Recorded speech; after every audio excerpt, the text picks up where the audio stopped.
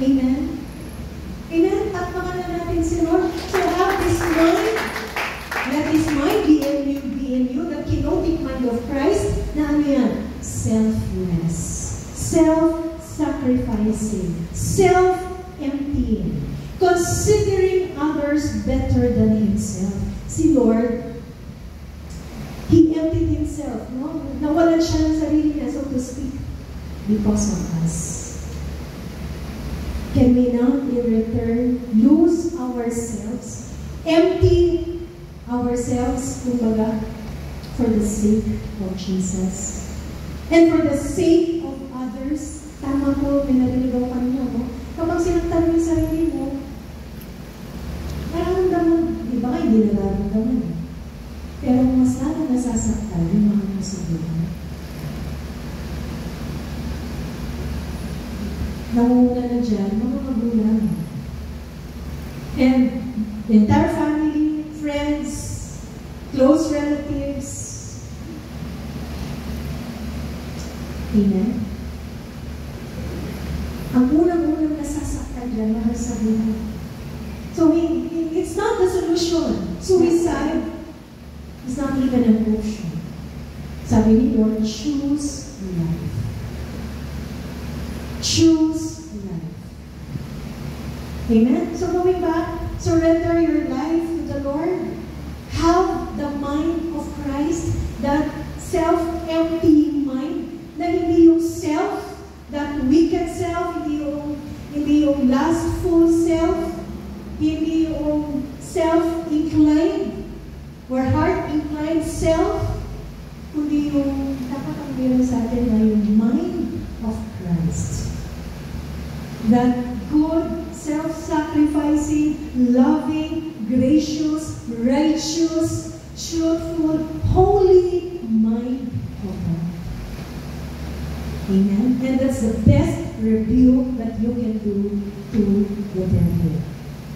So, meron niyo akong diablo? Have the mind of Christ. Amen? And that's putting on the kenosis of Christ.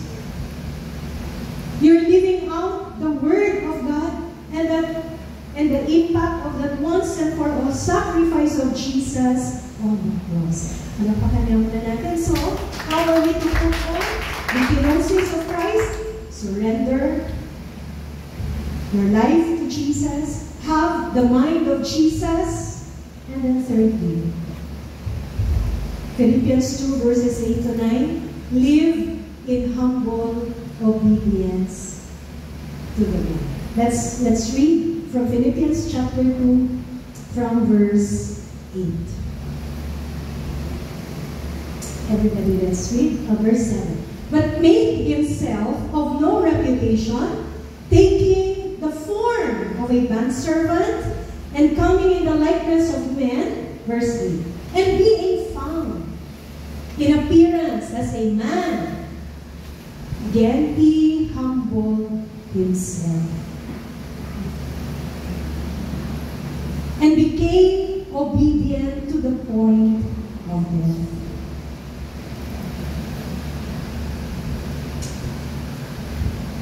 Alam niyo po, before obedience comes humility. And when we say humility, pagpapakumbaba, it's acknowledging the fullness of Jesus.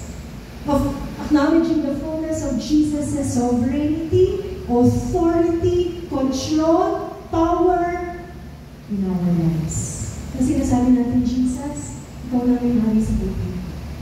Jesus, ikaw na ang Panginoon ng buhay ko. Jesus, ikaw na ang masusunod sa buhay ko.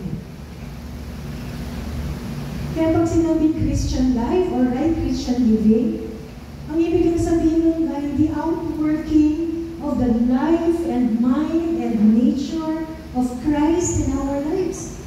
Yung buhay na ni Jesus ang pinamumuhay mo. Yung kaisipan na ni Jesus ang pinaiiral mo. Amen? At ang kapangyarihan ni Jesus ang nananaig sa buhay mo. You now learn to battle with the devil by living that holy and righteous and obedient life before the Lord. At yun yung ginawa ni Jesus, He became obedient unto death, even the death of the cross. So, ibig sabihin, binaliwala niya, in effect, quote-unquote, yung kanyang sarili para itaya niya ang kanyang buhay para sa iyo. Amen?